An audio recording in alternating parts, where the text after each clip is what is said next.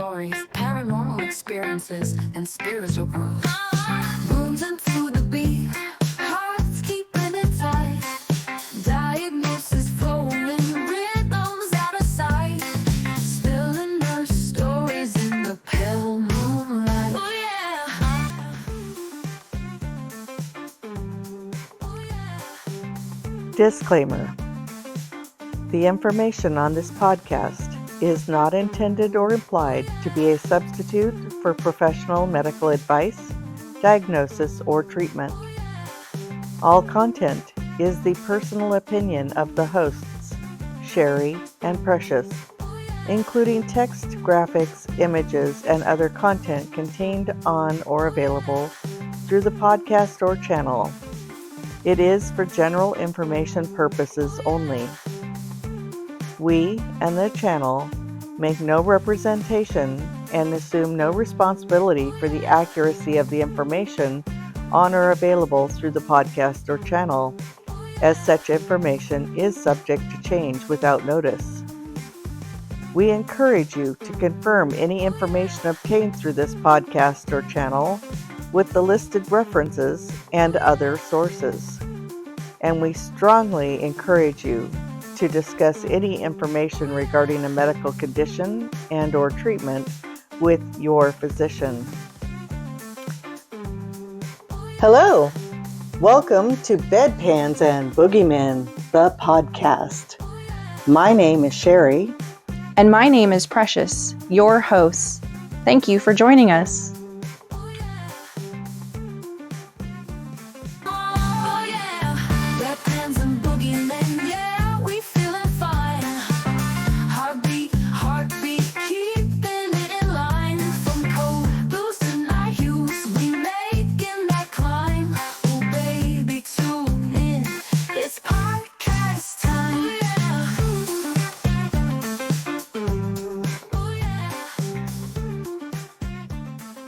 Thanks for joining us again, and welcome back.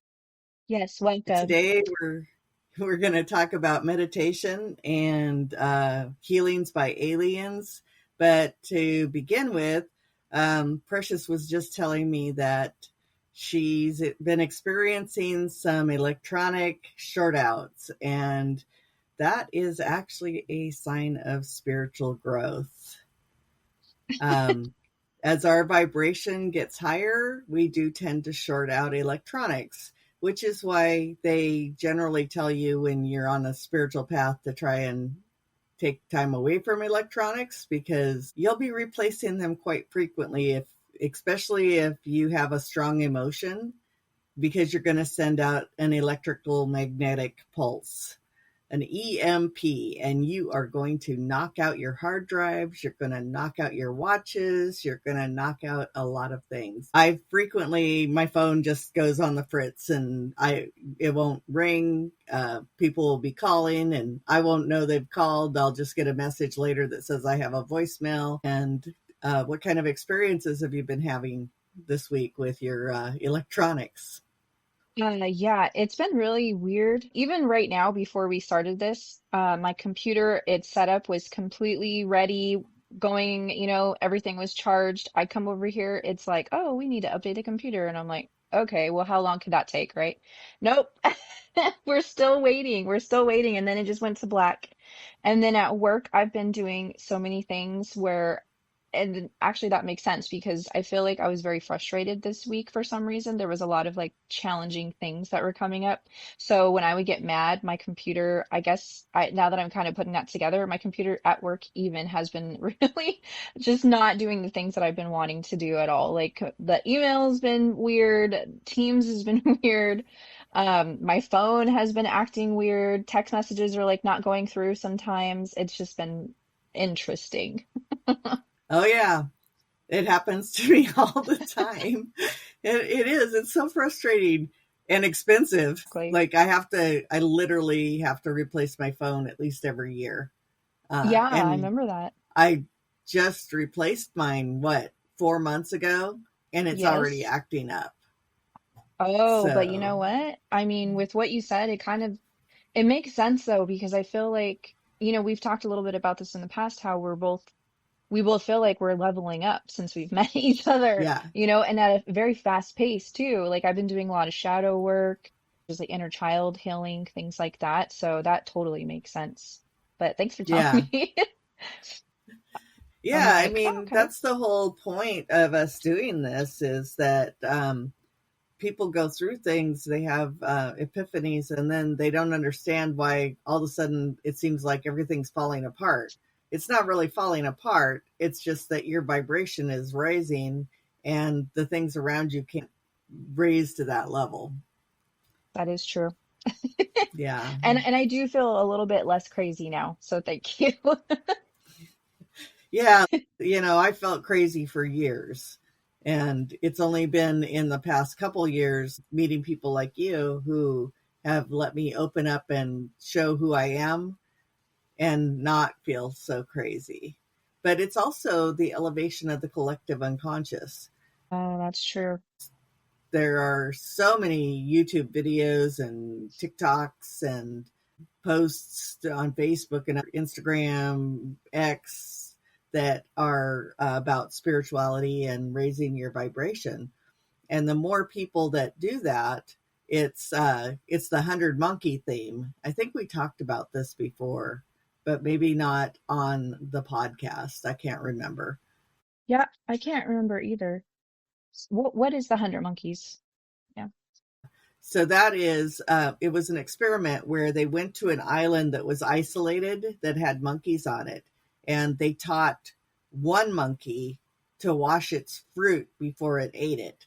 And pretty soon, all the monkeys on that island were washing the fruit. But then monkeys on other islands and other Um, continents began washing their fruit. And so that's an example of the collective unconscious. We are actually all one. We're all part of the same energy, the source energy. And that collective unconscious is all of our experiences. And when you tap into that through meditation, mm, you are able to tap into that collective unconscious and you'll get clear cognizance where all of a sudden you didn't know something, but somebody asked you a question. We have talked about this, and you suddenly know the answer, even though you never knew the answer, because we all know everything if we can tap into the collective unconscious and the source, or also known as the Akashic record. you that is know true. there are so many traditions out there that things get named over and over and over again. Oh, And that's true. some call it the collective unconscious because Carl Jung called it the collective unconscious. Other traditions call it the Akashic record, and I'm sure there are other names for it too. I've just not researched that part. Hmm. To get there, and you've started this and you've been meditating, and you've asked me for advice on things a few Mm. times because when we're meditating it doesn't feel like you're getting anywhere. I mean, it's so subtle that it's somebody else has to point out your advancements, because otherwise you're just like, it's not working. I don't know why I'm even doing this. And it's really easy to quit. Hey, guess what that is?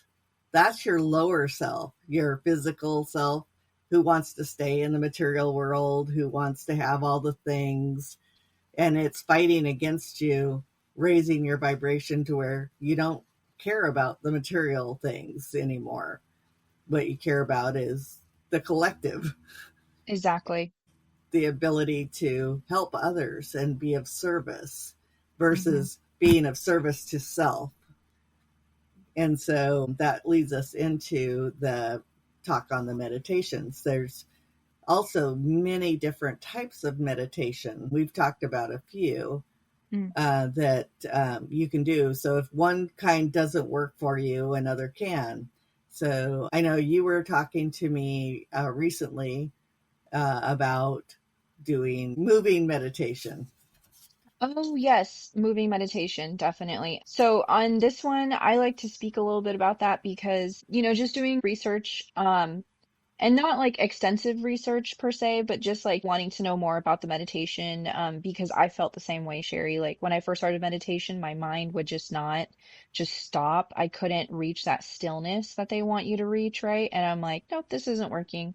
Obviously, I'm not meant for meditation, and I stopped doing it. And I tried it when I was young because it was the thing to do when it was coming out. It was like, yeah, calm your mind, don't think of anything. And I'm like, calm my mind. Okay.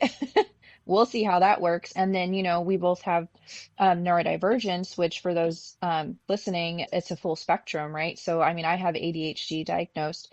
There's many other things as well. And so for me to be able to just sit there and calm my mind in that moment, it's like, yeah, that's not happening. So it took me a really long time to come back to the idea of meditation. And that's when I learned more about movement meditation, right? So that can include something as simple as putting headphones in and washing dishes. You're moving, you're grounding yourself, you're focusing on that activity. And that's when sometimes you can come across your best ideas or your thoughts or be able to like get through some of your traumas and your issues and stuff just by doing something as simple as that, right? That can be considered meditation. And it's also why it can help certain people versus sitting still with your hands like on your knees thinking of like the ocean or something, right? That doesn't always work for people. You can also try dancing. That's also another thing, or yoga, Pilates, going for a walk. All of those things can be considered meditation, mindfulness, being present in that moment. So I love that idea. What about you? Do you Yeah. have any examples of that too? Oh, Tai Chi, Qigong. Oh, Those are yeah. moving meditations. Gardening. I think you Hmm. might have said gardening. No, I said dishes, but gardening too. Yeah. Definitely gardening. Basically, anything that gets you out of your head and lets you just be focused. And what that's doing is you're tricking your lower self. Mm.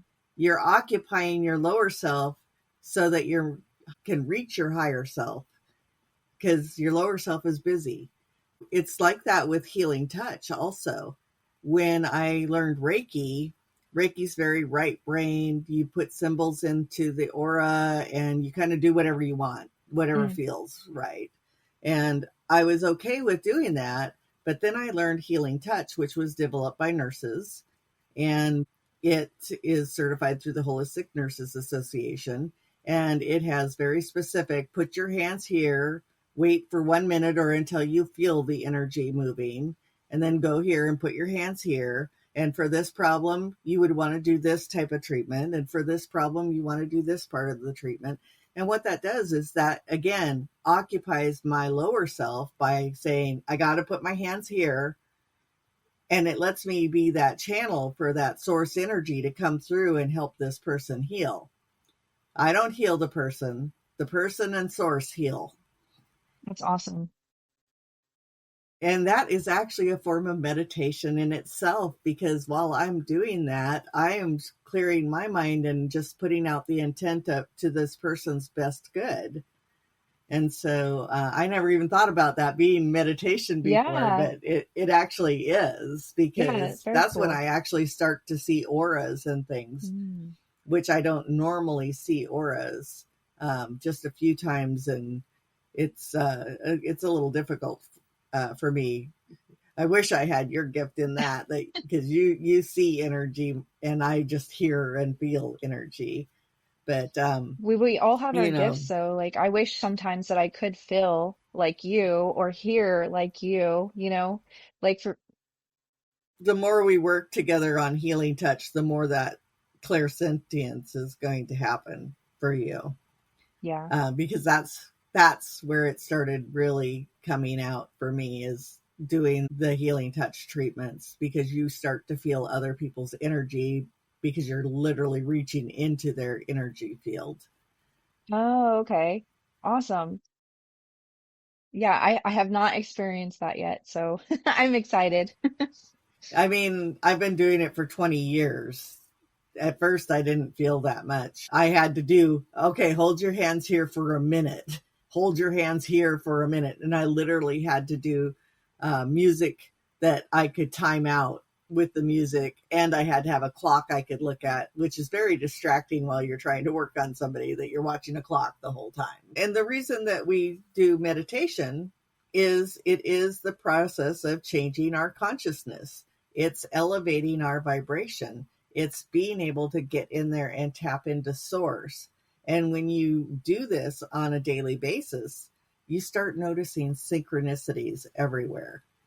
One time I was thinking about something I wanted to buy, and that day 3 different people mentioned it, and I never had mentioned it. So that's a synchronicity. That's like the universe saying, okay, we heard you. Yeah, you should do that. And then I've had thoughts where, well, should I go to this place? And then you'll see some news report of an accident on the way or something. And you're like, oh, I guess I shouldn't go there. And the more you pay attention to those synchronicities in life, the more you grow as well spiritually, because you're connecting to source. Mm-hmm. And source is sending you messages that you're paying attention to. And so it's a process of stilling our thoughts. And when you're doing dishes, your mind may wander a little bit, but you really are stilling your thoughts, because you're doing dishes and you're concentrating on getting the grime off the dishes, and you're opening that channel, just like when I'm doing healing touch and I'm opening that channel, and those epiphanies come that all of a sudden you're like, oh my gosh, I've been trying to solve this problem for months, and all of a sudden I have the answer. Absolutely. It's changing the direction of the energy. It's, instead of staying in this lower vibration of, oh, everything's happening bad to me, my computer just needs to update, oh, please, just, I don't understand. Yep. And that leads me into the book that changed my life, because I was a victim. I was a victim up until I was 39 years old, 38 years old. And I read a fiction book, The Celestine Prophecies by James Redfield. And it changed my life, because it started talking about how we have to have these control dramas, how in order to get energy, we have to fight with somebody, or we have to control somebody, or we have to intimidate somebody. And even driving, this is when I lose my connection. Me too. Somebody cuts you off, and the next thing you know, you're cussing at them and yelling at them and throwing the finger. And, that's when you're not in the flow anymore. And that's when you're like trying to steal energy back from them, because you felt a threat. And that goes all the way back to childhood, and the things that you experienced in childhood that ended up bringing you to have these control mechanisms in order to get energy. But once you learn how to tap into source energy, you don't have to play these control dramas anymore. You can just be like, yeah, okay, whatever. And that's on you, not me. That's your lesson, not mine. And you can stay more connected with the source. But then again, stressful times, you're going to drop back down. But you don't drop so far. And every time you hit a benchmark, you'll go right back to that level and advance again. And you never lose that benchmark. You just have to remind yourself, wait a second, I don't need that to get my energy. And you can have relationships that are like ours. There's no drama between us. We're just best friends. And we can be ourselves, and we don't judge each other. And we are there when the other one's having one of those down periods, to remind them that that's actually a sign of advancement that you're going through. Yep. And you kind of, we're all one. So really, I'm advising my younger self when I'm talking to you, and you're getting knowledge from your older self. Yeah, definitely my mentor. Definitely. Yeah, they say when you're ready, your mentor comes in. I keep thinking, where's my mentor? But my mentor is source. I've just always had that connection, but I just didn't understand I had that connection. And you'll forget over and over again. You'll wake up and then something will happen and you'll backslide and you'll forget. And then you'll wake up again. Mm-hmm. But the truth is, once you wake up, you really can never go back to the way life was. It's You're true. always going to strive to get back to that Mm-hmm. place of feeling good and having energy and not having to take it from other people and not Mm-hmm. getting drained by other people. Oh my God, I remember that. It's their control drama, and you learn how to shield yourself from those people who are trying to play their control drama on yourself. And then the other reason we do meditation is being receptive to the inner world of our soul. We came here with a mission, but if we came here and we're born and we know our mission, we don't have growth. You have to find your purpose and your mission. And to do that, meditation helps because it connects you to that inner purpose, and it starts to let you know what's really in your soul. What does your soul really want to do? If you're a musician, you're touching people's lives with vibration. Sound is vibration. If you're a nurse, you're definitely touching people's lives to try and help them be better. Policeman, you're there to help people, to serve. And a lot of times we see some people who, even though they're in those professions, they're not doing their best at being of service, because that's the other thing is it's not about me. It's about helping other people. And if you're still stuck in the me of this life, you're in the materialistic. If you're about how can I help another person, your soul grows by leaps and bounds. It is difficult to love everybody unconditionally, especially if they're in your face and threatening you. But if you can, Jesus taught, if somebody slaps you on the right cheek, turn your face so they can slap you on the left rather than hitting them back, because they have a lesson to learn. And by not responding the way they want, you're not giving them your energy. Yep. Yeah, a slap on the face doesn't feel good, but at the same time, it didn't kill you. And you weren't brought down to their level either. That's the Right. other thing too. So It didn't lower your vibration. And I think that was his biggest point, was unconditional love and forgiveness, because everybody's here. Not everybody's awake, and people have drama, and that's their way of getting energy. The best thing you can do is tell them that you love them and that you wish them the best. And sometimes that's almost like a slap in the face to them because it's so I was going to positive say that. and they're so negative.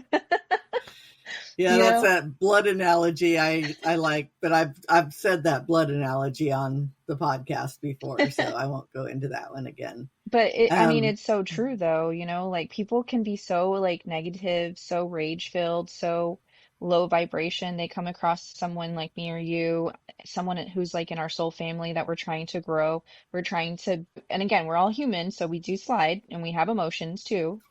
But once Well, we're like, yeah, exactly. Like once we're like, hey, cool, you slapped me. I hope that you have the best day ever and you have a lovely life. It confuses them. and They're like, what?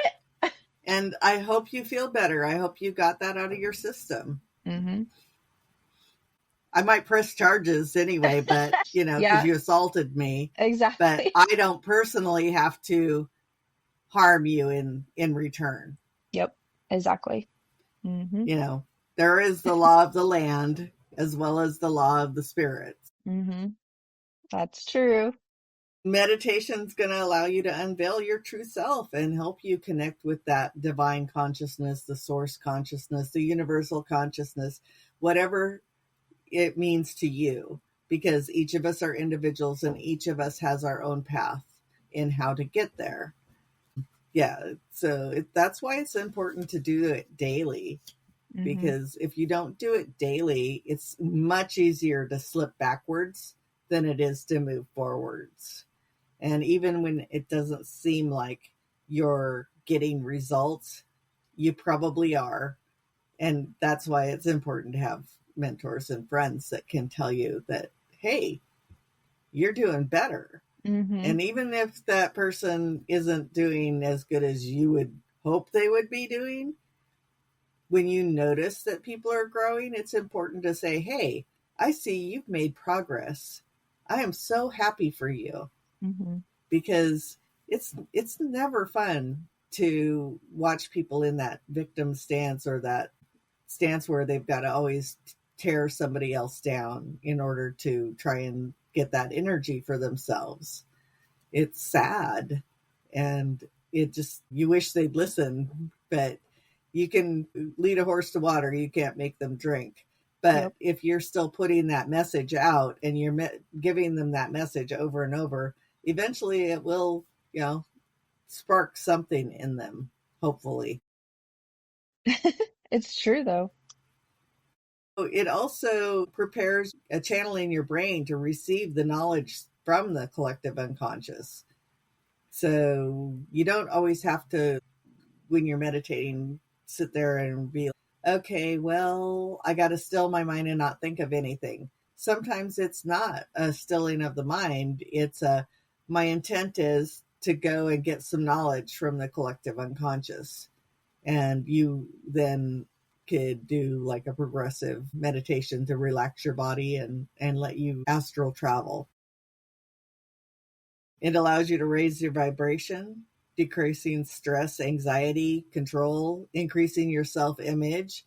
And I know you have something to say about that one, and your positive outlook. And it also decreases your depression. That's a good one. Depression's hard. It is. Again, that's a lower vibration. You're not getting energy from source. You're getting energy from other people. You're depending your happiness on other people. Nobody else can make you happy. Yep. Your happiness is dependent completely on you. And if you're always relying on other people for your happiness, oh, I got to be around my husband, or I got to be around my kids. What you're doing is you're feeding off them. You're being an energy vampire. And you can see it. So when you're finally tapping into source instead, you don't have to have other people around you to be happy. You can be around other people and be happy. And hopefully your happiness rubs off on them, and then everybody's happy and vibrating much higher. And then you start getting checks in the mail and interesting things like that. Yeah. You were going to say something when I was talking about connecting to the collective unconscious. Oh, I was going to ask, because you had said, I think you had said progressive meditation. I was just wanting to know what that was. I'll get to it. Oh, okay. I'm doing a little bit of background on why you want to meditate first. Oh, sure. And then we'll get into the different types of meditation, because there are a lot of different types. Okay. In fact, I just came across an article that has 12 different types of meditation. And I think I've only got 9 in my wheelhouse at the moment. So benefits of meditation: enhanced self-awareness. You start reflecting on things. What happened in your day? How could that have gone better? What did I do great? What did I stay in that higher vibration today? Or did I get lowered down by something? And if I did get lowered down by something, what could I do differently next time that situation happens, so that it doesn't pull me down and I'm able to stay at the higher vibration and keep the synchronicities and coincidences happening. It improves your attention span for those of us with ADD, also diagnosed. And it can reduce the age-related memory loss.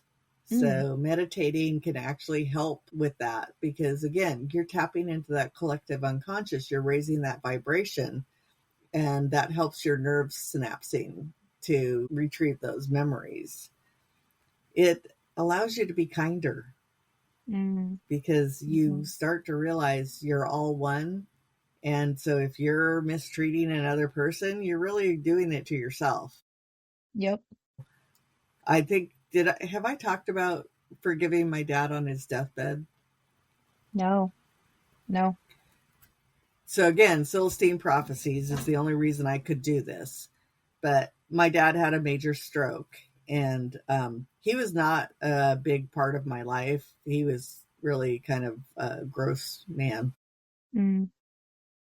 But I went to his bedside, and I actually did the chakra spread, just like I did for my mom, which I did post that video of doing it for my mom. And I was able to then hug him. He was in a coma. I was able to hug him, and I whispered in his ear, "I forgive you. I only hope you can forgive me for never giving you a chance." And a tear rolled down his face, which I did it for me, though. But also in the Celestine prophecies, it talks about how our soul group gets together before we come down here. And we decide what lessons we're going to learn when we come down here to grow our soul. And then our soul group says, well, I'll come and I'll play this role for you, and you can play this role for me. And that knowledge, whether it's fiction or not, allowed me to say, his soul must have loved my soul so much to come and be such a bad person in my life to help me grow.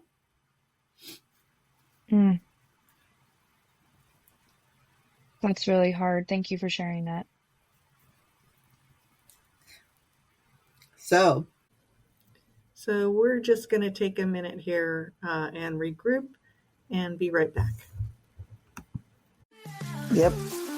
We hope you're enjoying the content so far. It would mean the world to us if you would like, comment, or subscribe. And we would love to hear from you on topics we should cover. And back to the program.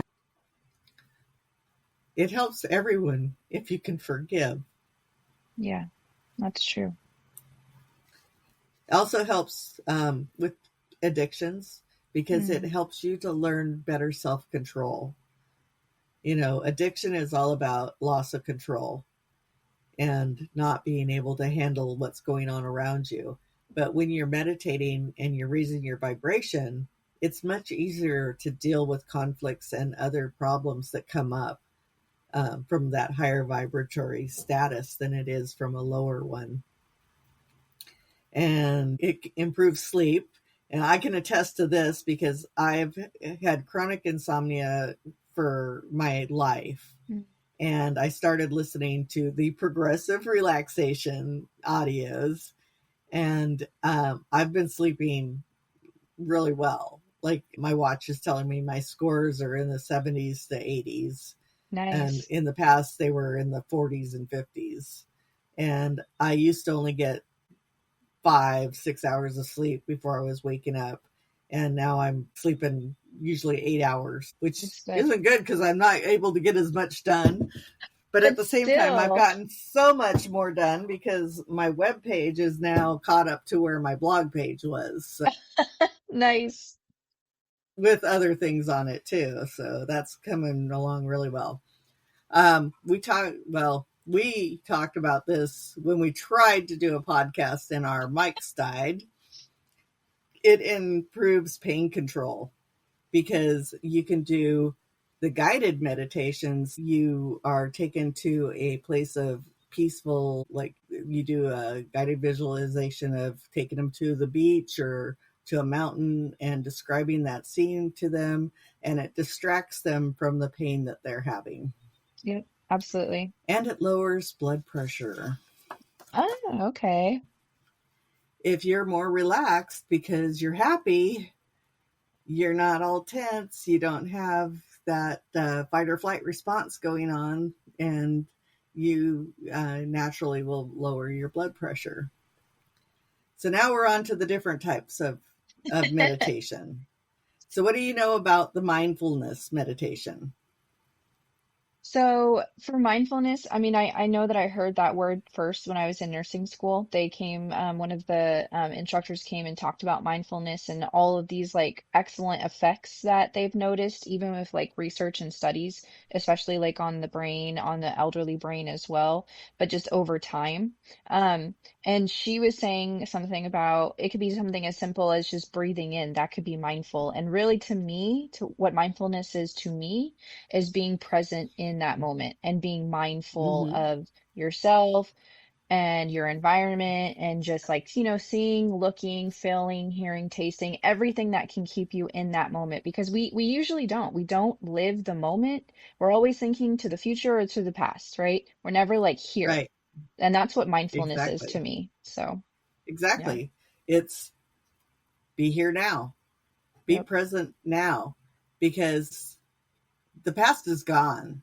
There's nothing you can do about it other than ruminate on it and make you miserable. Yep. If I ruminated on all the things that have happened to me, I would be like a mess. I would still be a victim. Hmm. And if anybody wants to read that story, it's thepathofAhealer.com. It's really traumatic and there's a lot of triggering things on there. So be aware if you're going to read it.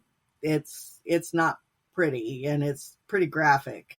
But it's very eye-opening and I appreciate you being able to share your story for us and Well, for others too. So, it's part of my process to actually release those traumas. hmm Because what I've done to get through it, what I've done is I've dissociated from them, which is why I can talk about them with people. But at the same time, they're still there. They're still affecting my body in ways that I can't even explain because I don't even know. But that's how we grow too. We don't grow as much from pleasant things that happen to us as we do from painful things. And so another common thing I'm seeing with the people who are awake is they've had traumatic childhoods hmm or, traumatic things happen to them because it's when you're at your lowest that you're going to look to source and say, come on, please help me. I can't do this. I need help. And you're going to have a spiritual epiphany. Yep. The problem is when you're coming at it only from that place of your lowest and desperation, it's easy to get that quick energy fix, but you can't maintain it until you learn to understand why you went through that. Like breaking my Absolutely. ankle. Oh my God. Yep. And so, yeah, mindfulness, paying attention to your thoughts going through your mind, but not judging them, not trying to control. You're just observing and looking for patterns. So, are you thinking about the same things over and over? Are you doing the same things over and over? And, that's called insanity. If you're doing the same things over and over and expecting a different result, is the actual definition of insanity. Yeah. The next type of meditation would be spiritual meditation, which is basically what you find in a lot of the religious organizations, Mm. like contemplative prayer. I'm not going to pronounce this correctly at all. Sufi Diker, remembrance of God. I think that's an Islamic practice. Mm. And the Jewish Kabbalah, have the 10 spheres of the 22 paths of the Kabbalah in the four worlds. And that's another thing you can meditate on. You can meditate on every single Sephiroth, and the tarot is based on Mm. the tree of life. And so it has 22 major arcana, which are the paths between the Sephiroth. And then you have the suits that have the main 10 cards, and then you have your court cards as well, and it helps you to meditate through those paths if you do tarot work. Mm. But you can also just do meditation on the paths themselves. Each has a name, each has a Hebrew letter, and each has a meaning. Like Kesed is mercy, and Hod is severity. And you also have your polar opposites. So the tree has 3 paths up. You have your severe and your not severe. I don't know the right word right now. But then you also have a direct line up from Malkuth, which is where we are here on Earth, up into Yesod, which is your astral plane. And then you go up to Tefereth, which is Christ consciousness. And then you go through Deoth, or the abyss, to get to Keter, which is the Godhead. Okay. You can go crisscross up the path, or you could end up going up just the right side or just the left side, or you could be a mystic and go straight up the path. Yeah, the Kabbalah is a lifetime of study in itself. Yeah, it sounds like it. It sounds really interesting though. Another type is focused, and you've probably seen this one too. Well, you grew up Christian, not Catholic, but Catholics, when they're doing the Our Fathers or the Hail Marys and they're counting the beads on their rosary, is a type of meditative prayer. Mala beads are, counting the mala beads. Again, you're distracting the lower self by playing with these beads and counting them so that you can connect with the higher, because you're distracted. That makes sense. Using a gong or the singing bowls or candle yeah. flame or moon gazing. Yeah. Those are all forms of focused meditation. And those may be even easier for somebody to do than just trying to sit in lotus position, which there's no way I can get in lotus position at this age. Instead of trying to just quiet your mind, you're concentrating on something else, just like moving meditation. This is another way of distracting that lower self, because when you lay there or sit there and you're trying to still your mind, you get itchy, you get muscle twitches, and everything your lower self is trying to do to distract you from that meditation. And it's why those of us with ADD have a really hard time just trying to quiet our mind, because, wait, what was that? Wait, what do I feel over there? Yep. Yeah, your mind is just pulled here and there. So for us, stillness is not the best meditation. Whereas moving or focused meditation are a better thing for us. Absolutely. We already talked about the moving meditation, which is the Tai Chi, the Qigong, yoga, walking, gardening, dance, trance, housework. Then there's the mantra meditations, like the Buddhists do, the Om. They also have other ones that I can't remember right off the top of my head, but I've gone and sat with them and done meditation before. How does that feel when you did that? Just to interject. I mean, it feels good, but I never felt what everybody else describes. To me, it just was like, okay. I think part of that is because my vibration was already higher than I thought it was. And it wasn't until recently when my husband started going, you're really higher vibrationally than I am. And he did 10 years of studying with a spiritual guru. And I'm like, what? Again, Yeah. we don't see it in ourselves, but other people see it. One of the ways to tell if your vibration is higher is, are kids attracted to you? Are animals attracted to you? I mean, I went on vacation with my brother in September and a raven came up and almost like right next to me. And I was having a conversation with the raven. And you were with me when that dog, we were walking on the waterfront and the dog came up and knocked me in the knee. And then I reached down and with both hands to start petting it, and it started just singing. Yep, that was true.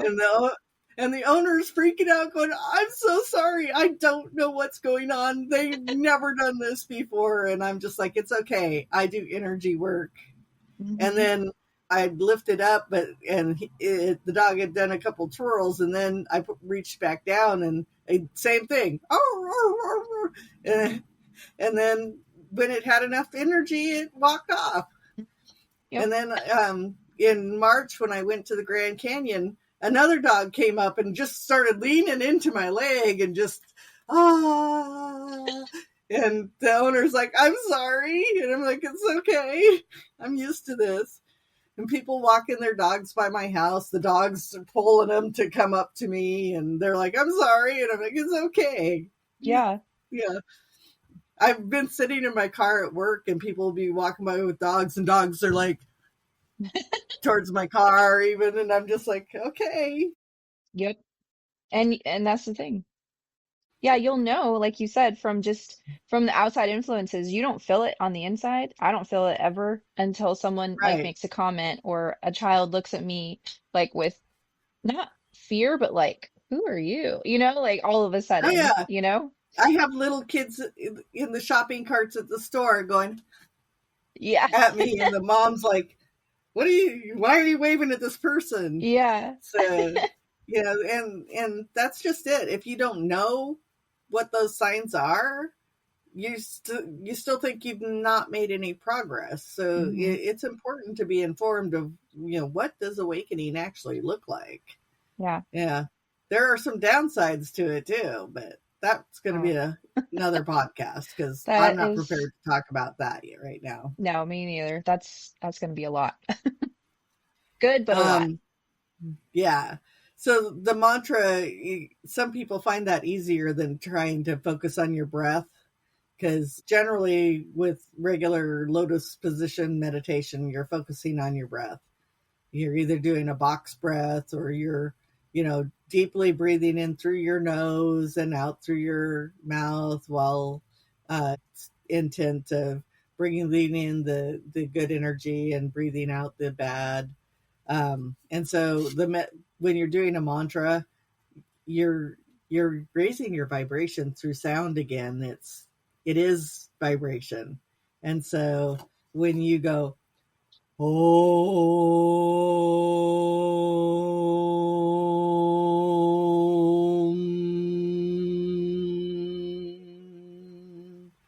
you can actually feel it vibrate in your whole chest.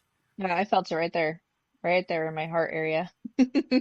Yeah. Sorry for blasting you there. No, it's good. It feels good. Hopefully it feels good for everybody else. But so you don't have to focus on your breath, because you're focusing on making that vibration, and it is vibrating your body. So it's raising your vibration.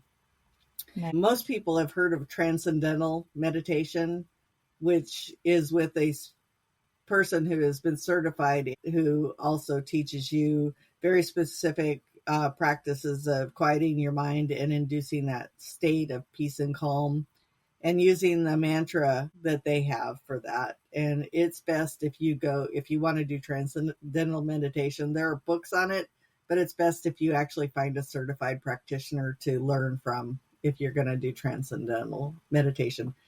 And that one really makes you realize that you're in a multiverse. Oh my gosh, I got to tell you something that happened this week when it comes to multiverse stuff. Okay. Oh, wow. We've already been talking almost an hour, and we're only halfway done with this topic. So I think we're going to have to make this 2 parts. So we're going to end this part here, and we're going to pick up with the multiverse statement I just made in part 2. So thank you for listening, and stay tuned for part 2. Thank you for joining us to the end of the podcast. We hope to see you with us next time. Please like, comment, or subscribe. Until then, stay safe.